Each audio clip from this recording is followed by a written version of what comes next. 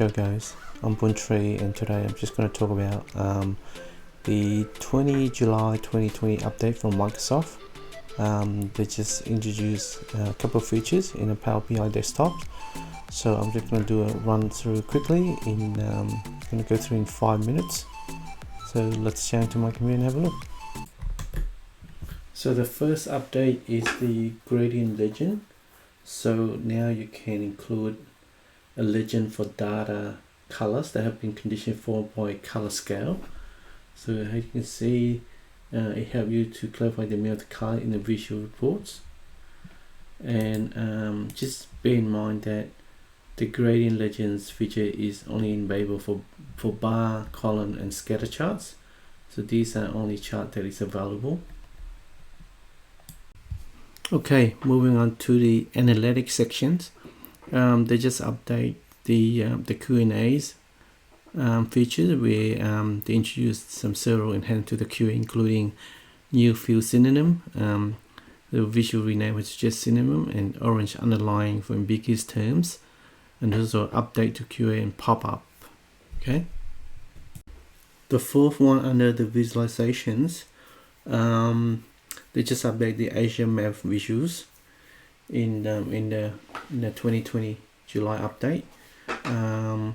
Some of these include the layers of the bubble layer, the 3D bar chart layer, reference layer and customer tile layer, and real-time traffic overlay. So if you go to Power BI, you can get it from here. So that's the Azure map, and it's powered by the third party called TomTom. Okay. So now the fifth update from Microsoft is the multi-access chart, which is by the XVisi. So now you can have the ability to have up to 5 axes, and it provides 10 options for choosing series such as line, columns, spines, stack, column area, etc. So, and you can have annotation as well. So now the sixth update from Microsoft is its support for Excel financial functions. So they just added a 49 financial function to DAX. So if you know and love from Excel, these are now available in DAX as well. So all these are financial functions. So there's 49 of them. So yeah, so you probably need to go through them in the near future.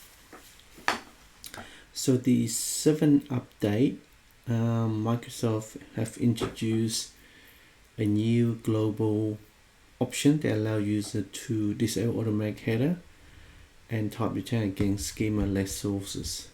So you can turn that on in the option here. Okay, turn right there. And the last update from Microsoft is now you enable to launch external tools from Power BI desktops. This unlocks the additional analysis service engine features for BI professional and text query expression optimization and authoring and applicant lifecycle management. So the external tool ribbon contains button for external tool installed on the machine and registered with Power BI desktops. So that was a quick update. So you want to know more details about those updates, I'll put the link in the description below, so you can check that out.